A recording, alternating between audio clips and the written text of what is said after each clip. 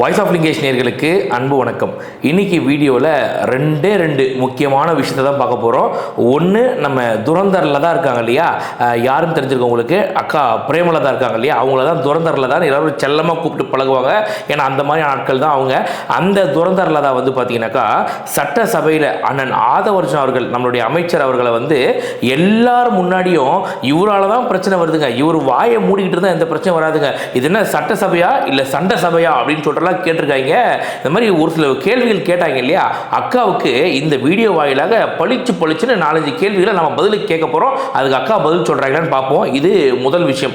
ரெண்டாவது விஷயம் என்ன அப்படின்னு பார்த்தீங்கன்னாக்கா, மூட் ஆஃப் த நேஷன் அப்படின்னு சொல்லிட்டு டைம்ஸ் ஆஃப் இந்தியாவும் சி ஓட்டர்ஸும் ஒரு கருத்து கணிப்பு வட மாநிலத்தில் நடத்தியிருக்காங்க. அதாவது யார் உங்களுக்கு பிரதமராக வரணும் அப்படின்னு சொல்லிட்டு அதில் வந்து பார்த்தீங்கன்னாக்கா நம்ம முதலமைச்சரோட பேர், நம்ம முதலமைச்சர் சி ஜோசப் விஜய் இருக்கார்லையே நம்ம தளபதி, அவரோட பேருமே அதில் இருக்கு. உண்மையிலேயே வந்து அமரா தேசமே நெக்ஸ்ட் பிரைம் மினிஸ்டர் ஹே விஜய் ஹே அப்படின்னு சொல்ற அளவுக்கு பார்த்தீங்கன்னா ரொம்ப ஒரு ப்ரௌடான மூமெண்ட். நேற்றுல இருந்து பார்த்தீங்கன்னாக்கா நம்முடைய பயலுக்கு ஃபுல்லாக சோஷியல் மீடியாவில் பறக்க விட்டு ஃபயர் விட்டுட்டு இருந்தாங்க பயங்கரமா. இதில் என்ன ஒரு சோகமான விஷயம் அப்படின்னாக்கா, யார் ஒருத்தர் வந்து உங்களை எதுக்க போறேன், உங்க முகத்திரையை கிழிக்க போறேன் அப்படின்னு ஒரு கரப்பாம்பூச்சி சொல்லி சுத்திட்டு இருந்தான் பார்த்தீங்களா, அந்த பயலாம் லிஸ்ட்லேயே இல்லைன்னா பார்த்துக்கோங்களேன், வெறும் 1% கொடுத்து வச்சிருக்காங்க அந்த பயலுக்கு. ஸோ இது மாதிரி எல்லா விஷயத்தையும் டீட்டெயிலாக வீடியோவில் பார்க்க போகிறோம். வீடியோ ஸ்கிப் பண்ணாமல் ஃபுல்லாக பாருங்க.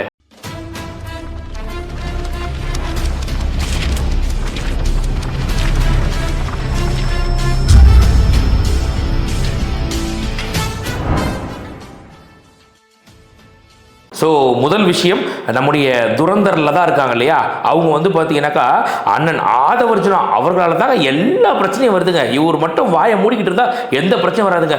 செப்டம்பர் 8 வரைக்கும் இவர் வாயை தரக்கூடாது, பார்த்துங்க, இவர் வாயை மூடிக்கிட்டு இருக்கணும். ஏன்னா இது சட்டசபையா இல்லை சண்டை சபையா அப்படின்ற மாதிரி நிறைய கேள்விகள் வேற கேட்டிருக்காங்க. இப்போ நம்ம துரந்தரில் தான் அக்கா இருக்காங்க இல்லையா, அவங்க உண்மையிலேயே சொல்கிறாங்க, அவங்க பேசுனதுக்கு நம்முடைய அமைச்சர் ஆதவர்ஜனா அவர்கள் கொடுத்த அந்த ரிப்ளை இருக்கு பாருங்க, அதுதாங்க 100 செருப்படிக்கு சமம். அதாவது இவங்க பகிரங்கமாக அத்தனை பேர் இருக்கக்கூடிய இடத்துல வந்து ஓப்பனாக போட்டு உடைச்சிட்டாங்க. நீங்கள் நல்லா யோசிச்சு பாருங்க, ஏன் இந்த அளவுக்கு நான் காட்டமாக பேசுகிறேன்னா, ஒரு ஃப்ரெண்ட்ஸ் கேங்காக நீங்கள் வெளில போகிறீங்க, ஒரு 10 பேர் போகிற இடத்துல ஒருத்தனை மட்டும் எல்லாரும் கை காமிச்சு, டேய் உன்னால் தானே எல்லா பிரச்சனையும் காரணம், நீ ஏன்னா இப்படி பண்ணுற அப்படின்னாக்கா அந்த ஒருத்தனுக்கு எவ்வளோ ஊண்டிங்க இருக்க யோசிச்சு பாருங்க. அந்த மாதிரி எழுந்து இங்கே நடக்கக்கூடிய எல்லா பிரச்சனைக்குமே இவர் தான் காரணம் அப்படின்னு சொல்லும் போது எப்படி இருக்கும் யோசிச்சு பாருங்க. ஆனால் அதுக்கு அவர் பதில் கருத்து கொடுக்காம, எதிர்த்து பேசாம, அண்ணி அப்படின்னு சொல்லி ஒரு விஷயம் சொன்னார் பாருங்க, உண்மையிலேயே பொலிச்சு நீ கேட்ட ஒவ்வொரு வார்த்தையும் என்னை அடிச்ச மாதிரியே இருந்துச்சுப்பா அப்படின்னு சொல்ற மாதிரி இருந்ததுங்க. எங்க எல்லாரையும் பேச வைக்கணும். இங்க வெறும் இது சட்டமன்றம் கிடையாது. அதனால அவர் பேசாத வரைக்கும் அமைதியா போகுதுங்க. ஒன்ஸ் அவர் ஆரம்பிச்சாங்க பேசியது போதுமா, தயவு செஞ்சு நீங்க அனுமதி தராதீங்க. எங்களுக்கும் பிரச்சனை கிடையாது. மாண்புமிகு பேரவைத் தலைவர் சொன்னார், ஒரு உதாரணம் சொன்னார், நாங்க ஒரு உதாரணம் சொல்றோம். எதிர்கட்சி என்பது தீக்குச்சி மாதிரி, அத அழகா கேஸ பத்த வச்சு பால் வச்சா நாங்க அமைதியா இருப்போம். நீங்க கேஸ புடுங்கி விட்டு பத்த வச்சுன்னா வெடிக்கும். நாங்க வெடிக்கக்கூடிய இடத்துல அப்படி இருக்கிறோம். சோ நல்ல கருத்துக்களையும் நீங்க சொல்ற மாதிரி தவறுன்னு சொன்னா மட்டும்தான், இந்த பாருங்க இப்ப கூட கத்துறாங்க, நீங்க சொல்லணும்ல திமுக ஏன் கத்துறாங்கன்னு கேட்கல, என்ன மட்டும் நீங்க சொன்னீங்கன்னா அது ஏதோ எனக்கு எதிராக ஒரு பிரச்சாரம் இல்ல. எனக்கு முதல் கேள்வி என்ன அப்படின்னா, நம்ம துரந்தரில் தான் இருக்காங்க இல்லையா, அவங்க இன்னைக்கு வந்து இந்த மாதிரி வந்து எல்லா பிரச்சனையும் நீங்க தாங்க காரணம் அப்படின்றாங்களே, முதல்ல இவங்க சட்டசபையில் நடக்கிற விஷயத்த உட்காந்து பாக்குறாங்களா இவங்க? ஏன்னா கடந்த 2 நாளா இவங்க வந்து பாத்தீங்கன்னா சட்டசபைக்கே வரலங்க, ஆப்சென்ட் லீவு. ஸ்கூல் பசங்க எப்படி வந்து பிளேம்ஸ் போட்டு விளையாடுவாங்களோ அந்த மாதிரி குடும்பத்தோட உட்காந்து சாட் ஜிபிடி கூட விளையாடிட்டு இருக்காங்க. யாரு சிறந்த எம்எல்ஏ கொஞ்சம் சொல்லு போகலாம், மலை நல்லா இருக்கியா மலை அப்படின்னு சொல்லிட்டு போட்டு சாட் ஜிபிடி கிட்ட விளையாடிட்டு 2 நாளா இவங்க அசம்பிளிக்கே வராம இன்னைக்கு வந்துட்டு நடக்கிற எல்லா பிரச்சனைக்கும் இவர் தாங்க காரணம்னு. இதுக்கு முன்னாடி ஒரு வாட்டர் பாட்டில் காமெடி ஒன்று பண்ணாங்க, நம்மலாம் பார்த்துருப்போம். நம்ம இங்கே வந்து கிளாஸில் வைக்கிறாங்க, இதை பாட்டில் வைங்கன்னு சட்டசபைக்கு சம்மந்தமே இல்லாத ஒரு விஷயத்த பேசினாங்க இல்லையா.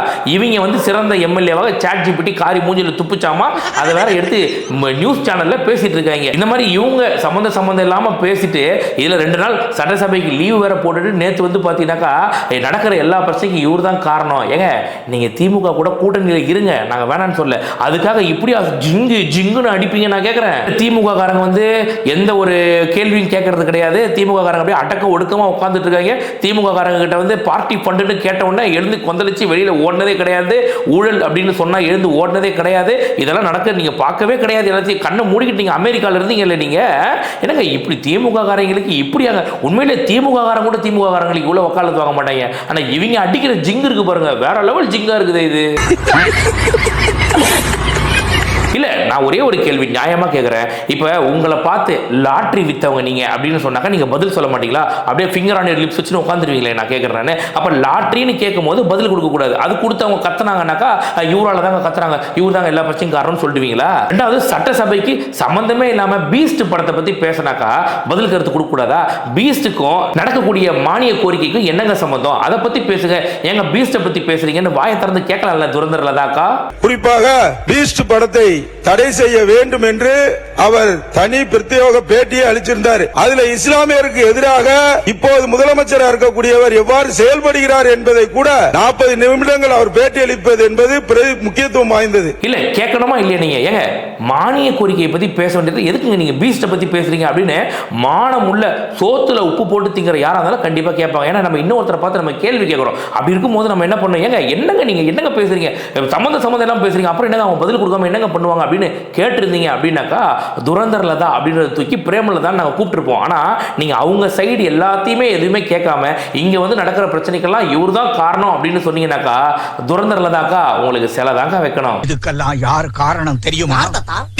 இல்ல திமுக காரங்க எந்த பிரச்சனையும் கிரியேட் பண்றதே கிடையாது. எதை பத்தியும் பேச மாட்டாங்க. அவங்க அப்படியே பாத்தீங்கன்னாக்கா நல்ல பிள்ளைங்க, அக்காவே விட்டா சர்டிபிகேட் கொடுத்துருவாங்க போல மொத்த பேருக்குமே. நான் என்ன கேட்கறேன்னாக்கா பெட்டி தூக்குன கதையை பத்தி அங்க ஒரு எம்எல்ஏ பேசுறாப்புல, நீங்க அந்த நேரத்துல வாயில மிச்சர் போட்டு சாப்பிட்டு இருந்தீங்களா அப்படி ஒரு கேள்வி மட்டும் கேட்போம். பெட்டி தூக்குன கதையை பத்தி ஒருத்தர் கேட்கும் போது பதில் கருத்து கொடுக்கிற இடத்துல அண்ணன் ஆதவர்ஜன் இருப்பாரா இருக்க மாட்டாரா? இல்ல அதுக்கு நீங்க பதில் எல்லாம் சொல்லக்கூடாதுங்க, நாங்க மட்டும் தான் கேள்வி கேட்போம் அப்படின்னு சொல்ல வரீங்களா? இல்ல என்னதான் சொல்ல வரீங்க நீங்க?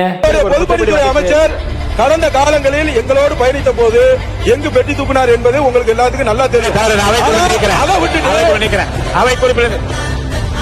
பெட்டியை தூக்குனது யாரு நான் சொல்ல ஆரம்பிச்சேன்னு வச்சுக்கோங்க, உங்க அப்பா கிட்ட தான் கேட்கணும் எல்லாத்தையும்.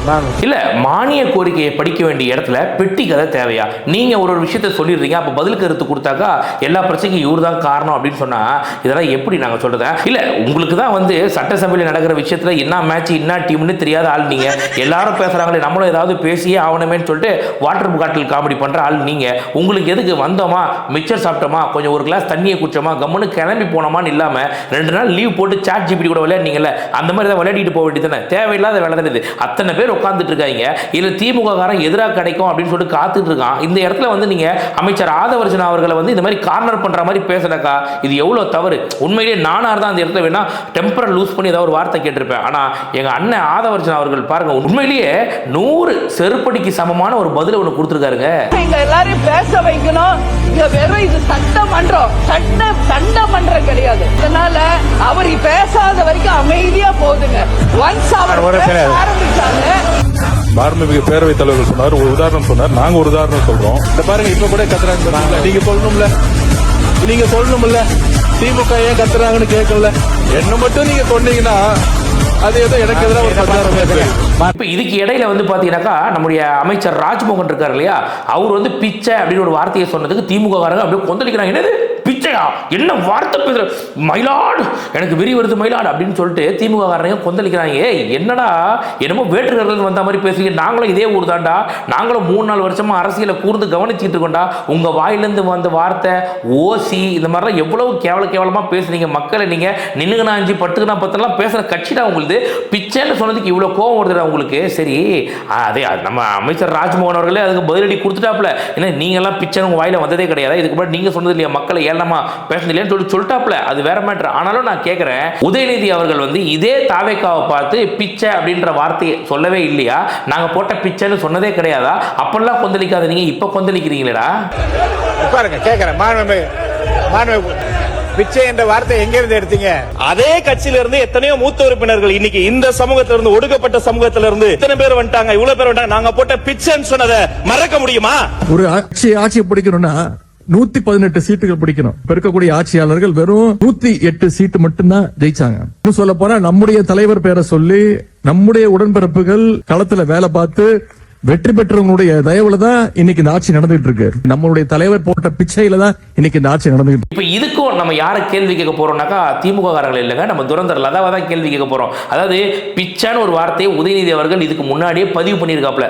நியாயமா சோத்துல உப்பு போட்டு திங்கிற மானம் உள்ளவன் என்ன பண்ணிருக்கணும்னாக்கா, நம்ம ஒருத்தரை கேள்வி கேட்கறதுக்கு முன்னாடி இந்த பக்கம் ஏங்க இப்படி பண்றீங்கன்னு கேள்வி கேட்பாங்க. ஆனா இதை கேட்காம அதை மட்டும் கேட்கறோம் அப்படின்னாக்கா, அக்கா துரந்தர் லதாக்கா சிலதாக்கா, கன்ஃபார்ம் உங்களுக்கு சிலதாக்கா, அது மெழுகுல வைக்கலாமா தங்கத்துல வைக்கலாமான்னு யோசிச்சுக்கிறாங்க. இல்ல இதுல கேட்கறாங்க பாருங்க கேள்வி, இது சட்டசபையா இல்ல சண்டை சபையா அப்படின்னு கேட்கறாங்க. சாட் ஜிபிடி கூட உட்கார்ந்து ஃப்ளேம்ஸ் போட்டு விளையாடுற நீங்க எல்லாம் இதை பத்தி பேசலாமா நான் கேட்கிறேன். சரி நம்ம துரந்தரலதாக்கா விடுங்க, எங்க போயிட போறாங்க, இங்க தான் இருக்க போறாங்க, 2 நாள் கழிச்சு ஊரை போட்டு கூட அடிக்கலாம், அவங்கள விடுங்க. அடுத்து முக்கியமான மேட்ரு அது என்னன்னாக்கா, பிரதமர் வேட்பாளர் யாரு, அது பிரதமர் வேட்பாளர்லாம் கிடையாதுங்க, யாரு உங்களுக்கு அடுத்த பிரதமராக வரணும் அப்படின்னு சொல்லிட்டு வடநாட்டில் ஒரு சர்வே எடுத்திருக்காங்க. டைம்ஸ் ஆஃப் இந்தியாவோ சி ஓட்டர்ஸோ மூட் ஆஃப் த நேஷன் அப்படின்னு சொல்லிட்டு அதுல வந்து பாத்தீங்கன்னாக்கா வடநாட்டு மக்கள் பெரும்பாலுமானவர்கள் என்ன சொல்லியிருக்காங்கன்னா, ஃபர்ஸ்ட் நரேந்திர மோடி, அடுத்து ராகுல் காந்தி, 3வது இடத்துல யார் இருக்கா தெரியுமா, இதுக்கு முன்னாடியே பிரதமர் வேட்பாளராக போட்டியிட்ட அரவிந்த் கெஜ்ரிவால் கூட கிடையாதுங்க, அவர்லாம் வெறும் 1% தான். நம்முடைய தமிழ்நாட்டு முதலமைச்சர் வெறும் 100 நாள் ஆட்சிக்கு வந்து ஆன நம்ம முதலமைச்சரை வந்து 9% வடநாட்டு மக்கள் வந்து தேர்வு செஞ்சிருக்காங்க. எவ்வளவு பெரிய ஒரு சாதனை, உண்மையிலேயே எரியுதிரி மாலா பேன 12 நம்பர்ல போடு அப்படிங்கிற மாதிரி திமுக காரங்களுக்கு ஒரு பக்கம் திகு திகு எரியும். நாங்க 75 வருஷமா ஆட்சி நடத்திக்கிறோம், எங்களை ஒரு பய கண்டுக்கல, இப்ப வந்து முந்தானத்து வந்த பய விஜய் இவருக்கு நீங்க 9% போடுறீங்களா, உர்ரா வடநாட்டுக்கு வண்டி, அங்கேயும் கரூர் மாதிரி ஏதாவது கூட்டம் போடுவாங்களா, நசிக்கு தள்ளுகடா மொத்த பேரும் சொல்லிட்டு பிளான் போட்டுக்கிட்டு இருப்பாங்க திமுக காரங்க. இல்லை இதில் என்ன ஒரு பியூட்டி தெரியுமா, யோசிச்சு பாருங்க நீங்கள், நம்மளுடைய தளபதி விஜய் இருக்கார் இல்லையா, அவர் வந்து சினிமா மூலியமாக நிறைய பேருக்கு தெரியும்னு வச்சுக்கோங்க சரிங்களா.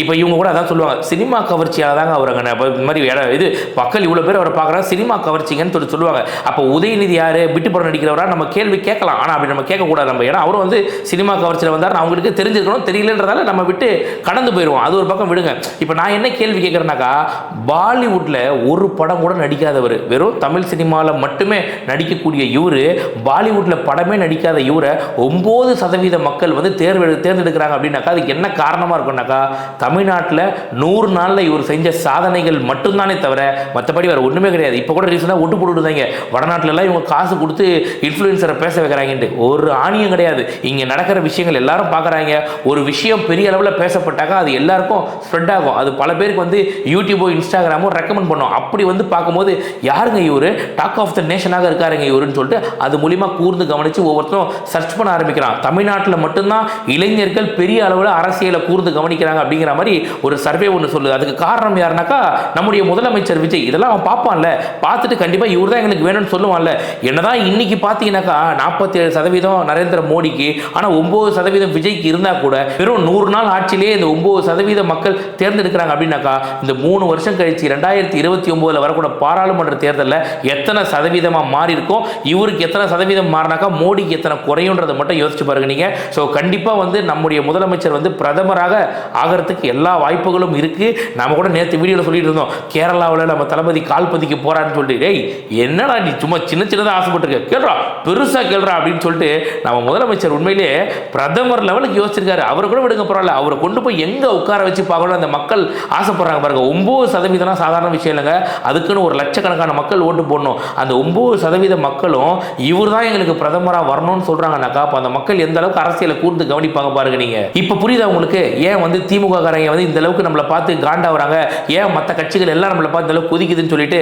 ஏங்க 2 வருஷம் ஆச்சு கட்சி ஆரம்பிச்சு, அதுக்குள்ள சிஎம் சீட்டை பிடிச்சிட்டாப்ல, இப்ப 100 நாள் கூட ஆகல, அதுக்குள்ள பிஎம் லெவலுக்கு போயிட்டாரு அப்படின்னாக்கா, இவங்க எல்லாம் பார்த்து யோசிப்பாங்க, சி நம்மளாம் 75 வருஷமா என்ன ஒன்னுத்துக்கும் லாய்க்கில்லை நம்மன்னு சொல்லிட்டு கண்டிப்பா யாரா இருந்தாலும் யோசிப்பாங்க. யோசிக்கணும், யோசிக்கிறவன் தான் மனுஷன். இனிமேலாவது மக்களுக்கு ஆக்கப்பூர்வமான விஷயத்தை சொல்லுவோம், மக்களுக்கு ஆக்கப்பூர்வமான விஷயத்தை செய்வோம். நம்ம செய்யறதை தாண்டி ஒருத்தருக்கு சொல்லி தரணும். யாருக்குனாக்கா நம்ம துரந்தரில் தான் இருக்காங்களே, அவங்கள கூப்பிட்டு அறம் செய்ய விரும்பு, 6வது சினம், சாட் ஜிபிடி கூட விளையாடாதே அப்படின்னு சொல்லிட்டு எல்லாத்தையும் கொஞ்சம் அவங்களுக்கும் சொல்லி கொடுங்க. ஏன்னா மர கழண்டு போய் சுத்திட்டு இருக்காங்க மொத்த குடும்பமும், இவங்களும் அவங்க தம்பியும் பார்த்தா சாட் ஜிபிடி விளையாடுறாங்க. இந்த பக்கம் பார்த்தீங்கன்னா இந்த குட்டி குஞ்சா இருப்பா இல்லையா, எலி குஞ்சு, அவர் பார்த்தாக்கா மேடையா போயிட்டு கஜா வராண்டான்னு பாட்டு மரகண்டி சுத்திட்டு இருக்காப்ல. ஒட்டுமொத்த குடும்பமும் ஒரு மாதிரி சுத்திட்டு இருக்கு. தயவு செஞ்சு நல்ல ஒரு மருத்துவமனையா போய் பார்க்கறது நல்லதுன்னு சொல்லுவேன். எது எப்படியோப்பா, நேத்து சட்டசபையில நம்ம ஆட்கள் சூற விட்டாங்க, அது ஒரு பக்கம். அதாவது ஏன்பா இப்படி பண்றீங்கன்னு கேட்க போனவங்களையே போட்டு அடிச்சு, அதான் நீ சொல்லிட்டல்லன்னு சொல்லிட்டு இந்த பருத்தி வீரன் படத்தை சொல்ல இல்ல, கண்ட கண்ட பயலாம் உங்களுக்கு புத்தி வச்சு சொல்லுவாண்டான்னு சொல்லிட்டு ஆதவர்ஜன் அவர்கள் துரந்தரில் தான் வச்சு செஞ்சதாக இருக்கட்டும். இது மாதிரி பல சம்பவங்கள் நடந்துச்சு. இதெல்லாம் தாண்டி பீக் சாட்டிஸ்ஃபைட் ஏற்றியது அப்படின்னு பார்த்தீங்கன்னா, நம்முடைய முதலமைச்சர் விஜய 9% மக்கள் தேர்ந்தெடுத்துக்காங்கல்ல பிரதமர் வேட்பாளராக.